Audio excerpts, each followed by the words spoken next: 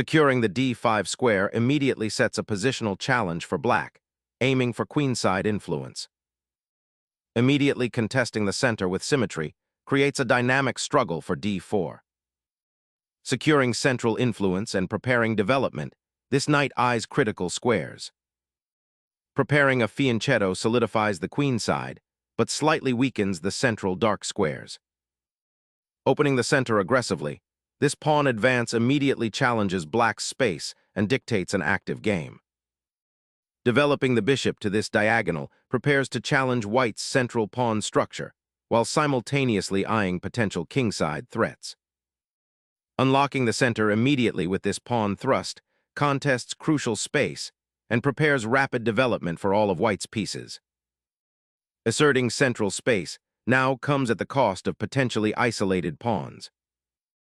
Prying open the center, white seizes central space, preparing to exploit the g7 bishop's angle and launch an attack.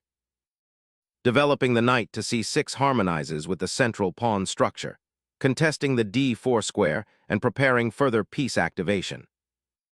Asserting central control, white prepares to develop a bishop and contest key diagonals.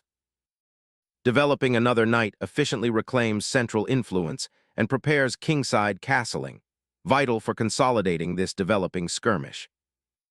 Solidifying central control and preparing for kingside castling, this move maintains harmonious piece development. Securing the monarch behind its pawn shield is a prudent step, preparing for potential central skirmishes. Solidifying the kingside, this bishop prepares to join the central struggle and potentially exert pressure on the d5 square. Solidifying the central pawn structure and preparing to develop the queen's bishop creates a robust defensive setup. Securing the monarch facilitates a more fluid development of the queenside, building pressure along the open d-file. Developing the bishop to its fianchetto square secures this piece and prepares to challenge white's central pawn structure. Aimed at connecting the rooks and preparing an assault on the kingside, this queen maneuver subtly increases pressure along the d-file. Exchanging the knight clears the d-file and opens diagonal lines for the queen and bishop, a dynamic repositioning. Clearing the bishop allows for a direct challenge on the d4 square, opening aggressive lines toward black's castled position and seeking piece activity. Shifting the queen to the queenside prepares to contest the open c-file and potentially create tactical threats against white's king. Anchoring the d-file, this development prepares pressure against black's queenside while solidifying central control for the upcoming middle game battle. Opening lines for the rook adds pressure to the queen's pawn and prepares for active play on the semi-open c-file. Sacrificing the bishop to disrupt black's pawn structure and exploit the open g-file offers white dynamic counterplay. Accepting the doubled pawns here opens a diagonal for your bishop and aims for active piece play. Opening up the knight to attack the c7 pawn, while also reinforcing the center, creates immediate pressure. Simplifying allows black to challenge white's advanced knight and prepare for a more active queenside presence. Capturing the knight opens the g-file, potentially creating attacking chances against the weakened black king. Relocating the king to a more secure square away from the compromised central files is a prudent reaction to the recent exchanges. Unleashing a knight fork, this move aims to exploit the exposed black king and disrupt any defensive coordination. A forced pawn capture that exposes the king, creating significant tactical possibilities for white. Securing the open file now offers white a clear path to pressure the opponent's remaining queenside structure. Releasing the pawn structure opens a path for the king, but it's a dangerous one with no immediate counterplay. Securing the queenside pawn structure, the advance prepares for future queenside expansion. Shifting the rook to the c-file aims to contest control, potentially opening lines for counterplay if white isn't careful. Pushing the f-pawn ignites the kingside, aiming to dislodge black's knight and create attacking potential.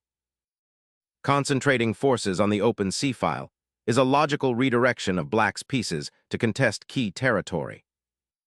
Preparing to contest the central e-file, aiming to activate the rook and challenge black's control. reactivating the bishop to a more active diagonal, aiming to challenge white's central pawn structure. Reinforcing the kingside presence, this bishop repositions to safeguard the monarch and prepare for potential pawn advances, or to support central control later. Gaining diagonal influence is the primary objective here, aiming to activate that dormant bishop. Realigning the monarch offers potential avenues for king activity and centralizing the offense. Challenging the queenside pawns, this move aims to create counterplay and disrupt white's potential expansion, while also freeing the b7 square. Activating the rook on the kingside, preparing to challenge the queenside pressure. Exploring the kingside, black aims to reposition the rook and potentially contest the open, a file, though it's a slow maneuver. Securing the queenside flank, this move prepares to contest the open c-file, aiming for greater pawn structure harmony. Repositioning the rook to the c-file reclaims crucial central influence after white's pawn push. Solidifying the kingside pawn structure while preparing to contest the crucial central files.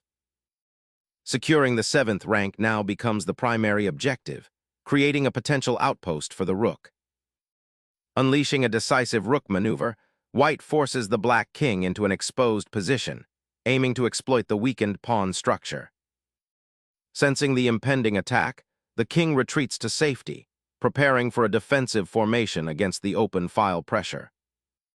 Preparing to squeeze black's queenside, aiming to restrict piece mobility and create attacking chances. The rook's relocation aims to bolster the queenside pawn structure and potentially contest the now open b-file. Exploiting the pinned g-pawn, this advance aims to rip open the kingside for an attack. Securing the rook's presence on an open file offers potential counterplay against white's central pawn advances. Concentrating rooks on the c-file seeks to exploit the weakened pawn structure on that side. Repositioning the rook to the active wing offers counterplay, but potentially exposes the queenside pawns. Seizing the exposed pawn opens a dangerous avenue towards the enemy monarch's safety. Repositioning the bishop to g8 aims to contest the open files and bolster the kingside defenses.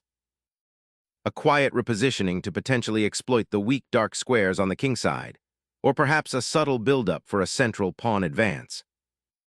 Attempting to activate the bishop and challenge white's rook dominance on the open files. Sacrificing the pawn opens the f-file for the rook, creating immediate pressure on black's vulnerable king position.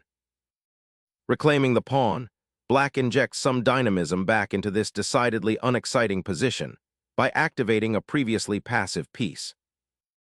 Fortifying the bishop's outpost offers queenside defenders vital support against pawn advances. The bishop retreats to g8, preparing to support a potential kingside pawn push or redeploy to a more active diagonal, aiming to disrupt white's central pawn structure. Seizing the open file offers immediate pressure and potential for pawn advances, disrupting black's structure. Activating the rook to support the pawn advance offers counterplay, though it leaves the king exposed. Retreating, the rook initiates a repositioning, aiming to rally forces for a defensive stand against black's encroaching pieces. Shifting the rook to the center aims to contest the crucial central files and support potential pawn advances. The rook's repositioning creates immediate pressure on the kingside and threatens to exploit the exposed black king. Unveiling the bishop to f7 creates a crucial defensive shield, reinforcing the kingside against further incursions. Repositioning for an assault on the weakened kingside, preparing to exploit the open g-file and isolated black pawns. Securing the king's flight path by creating an escape square on h7 is a vital defensive measure. Unleashing the rook to the 7th rank targets the weakened kingside pawn structure. Shifting the rook to the 7th rank could spark a breakthrough, aiming to dismantle white's pawn structure and expose their king.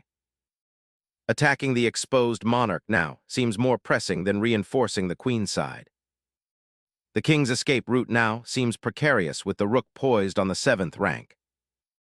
Initiating a forcing sequence, the king's escape squares vanish, potentially leading to immediate material gain or a mating net.